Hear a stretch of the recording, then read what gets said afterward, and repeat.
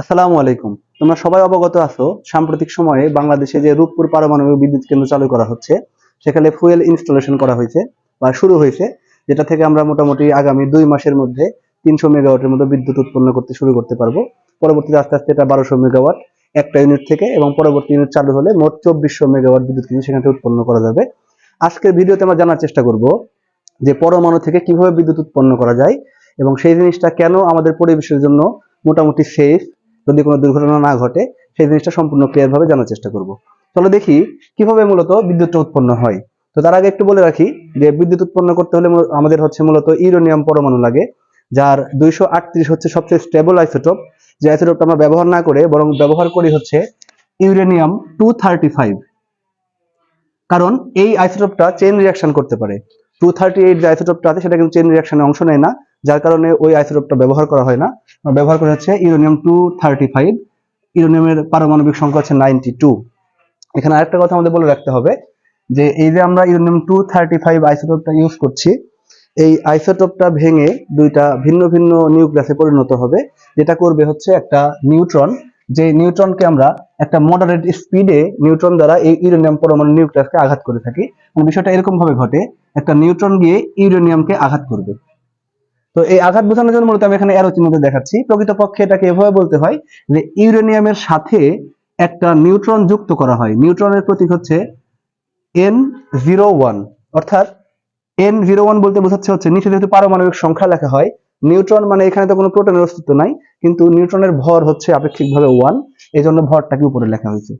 তাহলে আমরা যে কাজটা করি সেটা হচ্ছে ইউরেনিয়ামের সাথে নিউট্রন যুক্ত করে দিই। এই নিউট্রনটা ইউরেনিয়ামের মধ্যে যখন প্রবেশ করে, তখন তার এই ইউরেনিয়াম 235 যে আইসোটোপটা আছে তার নিউক্লিয়াসটা আরো বেশি আনস্টেবল হয়ে যায়। যে আনস্টেবল নিউক্লিয়াসটা পরবর্তীতে দুইটা ভিন্ন ভিন্ন নিউক্লিয়াসে পরিণত হয়, যার মধ্যে একটা হচ্ছে বেরিয়াম। বেরিয়ামের পারমাণবিক সংখ্যা হচ্ছে 56 প্লাস, আরেকটা হয় হচ্ছে ক্রিপ্টন, যার পারমাণবিক সংখ্যা হচ্ছে 36। তাহলে এই দুইটা নিউক্লিয়াস মিলে মূলত হচ্ছে ইউরেনিয়ামের নিউক্লিয়াস তৈরি করা সম্ভব, শুধু পারমাণবিক সংখ্যার দিক থেকে চিন্তা করলে। যে ইউরেনিয়ামের পারমাণবিক সংখ্যা 92, অর্থাৎ 92টা প্রোটন আছে। যে নিউক্লিয়াসটা ভেঙে দুইটা ভিন্ন ভিন্ন নিউক্লিয়াস তৈরি হলো, যার একটার মধ্যে 56টা প্রোটন, আরেকটার মধ্যে হচ্ছে 36টা প্রোটন। তাহলে এই 56টা 36টা প্রোটন মিলে কিন্তু 92 হয়ে যায়, অর্থাৎ প্রোটন সংখ্যা কিন্তু এখানে কভার হয়েছে।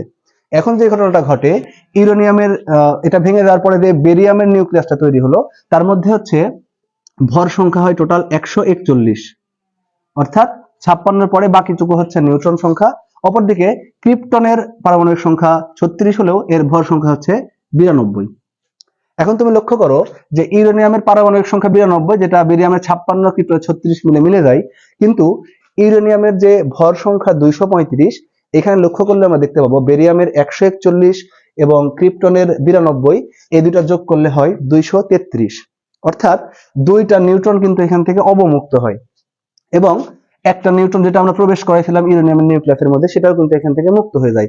অর্থাৎ এখানে তিনটা অতিরিক্ত নিউট্রন কিন্তু পাওয়া যায়, তিনটা অতিরিক্ত নিউট্রন পাওয়া যায়। এবং এই ঘটনা যখন ঘটে, এখান থেকে প্রচন্ড পরিমাণে শক্তি উৎপন্ন হয়, মানে প্লাস এখানে আমরা লিখতে পারি প্রচুর শক্তি। একটু লক্ষ্য করো যে আমরা একটা ইউরেনিয়াম পরমাণুকে ভাঙলাম, সেখান থেকে দুইটা ভিন্ন ভিন্ন নিউক্লিয়াস তৈরি হলো, একটা বেরিয়ামের নিউক্লিয়াস আর একটা ক্রিপ্টনের নিউক্লিয়াস।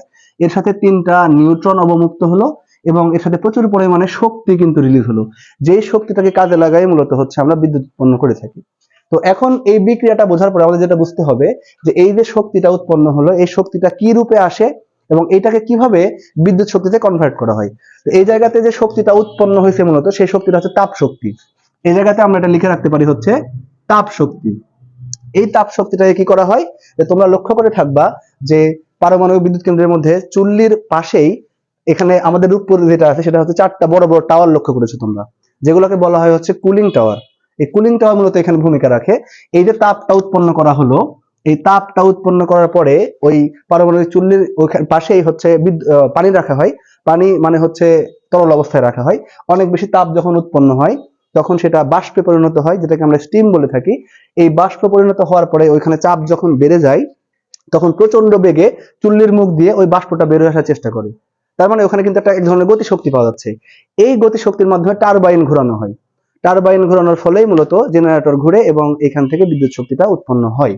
তাহলে আমরা মূলত কি করলাম, যে এই ইউরেনিয়ামের নিউক্লিয়াসটাকে নিউট্রনের আঘাতের মাধ্যমে ভাঙলাম, ভাঙার পরে এখান থেকে প্রচুর পরিমাণে তাপ উৎপন্ন হলো।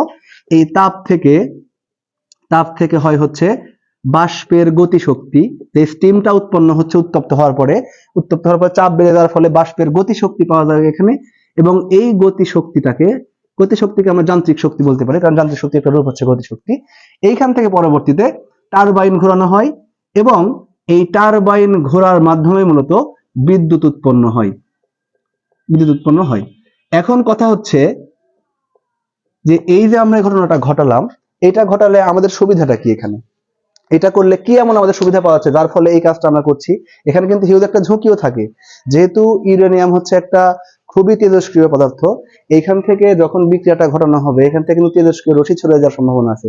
যদি আমরা এটাকে নিয়ন্ত্রণ করতে না পারি বা কন্ট্রোলে রাখতে না পারি, এখান থেকে তেজস্ক্রিয় রশ্মি ছড়িয়ে গেলে অথবা বিস্ফোরণ ঘটলে কিন্তু আশেপাশের বিশাল এলাকা জুড়ে মানুষের ক্ষয়ক্ষতি হওয়ার সম্ভাবনা আছে।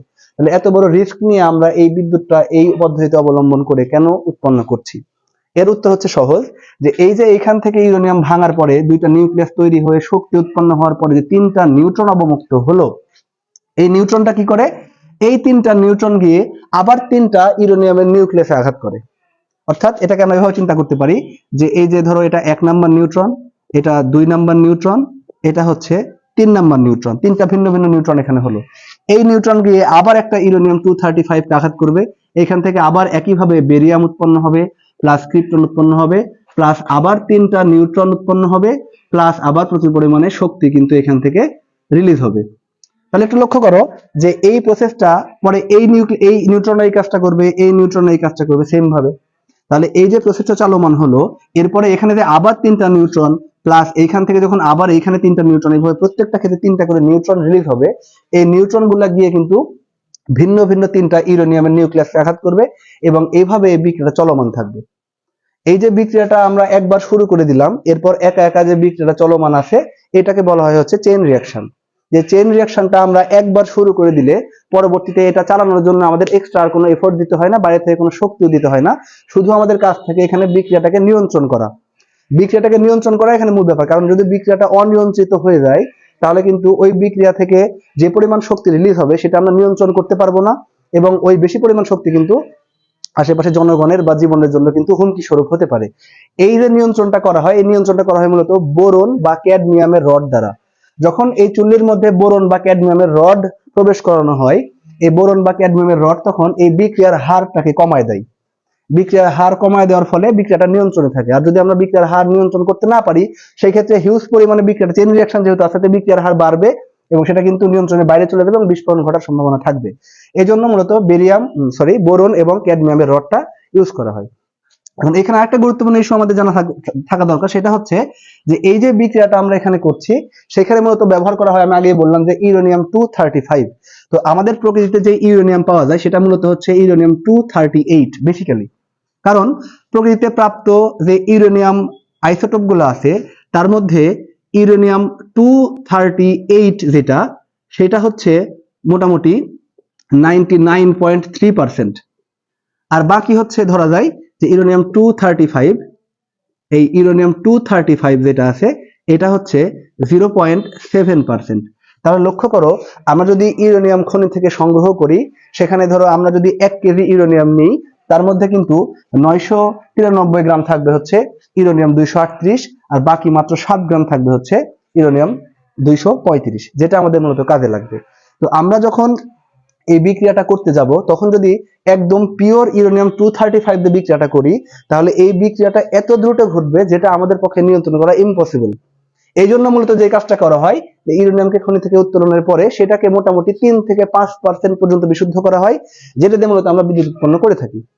কিন্তু এই ইউরেনিয়ামকে যদি আমরা 90% আশেপাশে বা তার থেকে বেশি বিশুদ্ধ করে বিক্রিয়াটা করতে শুরু করি, তাহলে এই বিক্রিয়াটা কোনোভাবে নিয়ন্ত্রণ করা সম্ভব না, সেটা অনেক বেশি ধ্বংসাত্মক হয়, যেটা মূলত পারমাণবিক বোমার মধ্যে হয়ে থাকে। তোমরা জেনে থাকবা যে জাপানের হিরোশিমা নাগাসাকিতে যে বোমা ফেলা হয়েছিল লিটল বয় নামে, এই লিটল বয় বোমার মধ্যে এইরকম কিন্তু ইউরেনিয়ামের মোটামুটি 90% বিশুদ্ধ ইউরেনিয়াম 235 ব্যবহার করা হয়েছিল, যেটা কিন্তু এত বেশি ক্ষতিকর হয়েছিল, যেটা এই প্রায় 70-80 বছর পরে এসেও কিন্তু এখনো এই জিনিসটার প্রভাব কিন্তু এই অঞ্চলে থেকে গেছে। তাহলে আমরা মূলত যেই কাজটা করি, বিদ্যুৎ কেন্দ্র যেগুলো আছে, নিউক্লিয়ার পাওয়ার প্ল্যান্ট যেগুলোকে বলা হয়, এর মধ্যে মূলত আমরা এই 3 থেকে 5% পিওর ইউরেনিয়াম কিন্তু আমরা ইউজ করি, মাত্র এইটুকু। এর থেকে বেশি গেলে আস্তে আস্তে ঝুঁকি বেড়ে যায়, যেটা আমাদের জন্য ক্ষতিকর হতে পারে, যেটা পারমাণবিক বোমা যেগুলো থাকে সেগুলোর ক্ষেত্রে প্রায় 90% ব্যবহার করা হয়। তাহলে এই হচ্ছে আমাদের বিদ্যুৎ উৎপন্ন হওয়ার কৌশল, যেটা আমাদের পাবনার রূপপুরেও কিন্তু হয়ে থাকবে, এবং এর মাধ্যমে আমরা আগামী 2 মাসের মধ্যে আশা করছি বিদ্যুৎ উৎপন্ন করতে শুরু করতে পারবো, এবং এটার মাধ্যমে আমাদের জনজীবনে যে এখন বিপর্যয়টা চলছে, বিদ্যুতের লোডশেডিং প্রচুর পরিমাণে হচ্ছে, যেটা আমরা মোটামুটি অনেকটাই কাভার করে আসতে পারবো। একদম সম্পূর্ণ যাবে না, আপাতত 300 মেগাওয়াটে মোটামুটি একটা উপকার আমরা পাচ্ছি। পরে আস্তে আস্তে যখন 1-2 বছরের মধ্যে এটা ফুললি দুইটা ইউনিট মিলে 2400 মেগাওয়াট যখন উৎপন্ন হবে, তখন অনেকটাই কিন্তু লোডশেডিং কিন্তু কমায় আনা সম্ভব হবে আমাদের, ইনশাআল্লাহ। আশা করছি এখান থেকে আমরা একটা ভালো ফলাফল পাবো। তো তোমাদের সবার জন্য শুভকামনা রইলো। আর তোমরা এই জিনিসটা বুঝতে পারছো, এই জিনিসটা আমি আশা করবো। এটা কিন্তু শুধুমাত্র সাধারণ সকল মানুষের জন্য না, বরং তোমাদের এসএসসি সিলেবাসে চতুর্থ যে অধ্যায়টা আছে ফিজিক্সের কাজ ক্ষমতা শক্তি, তার মধ্যে কিন্তু এই বিক্রিয়াটা আছে। এই বিক্রিয়াটা তোমাদের পরীক্ষাতেও কাজে লাগবে।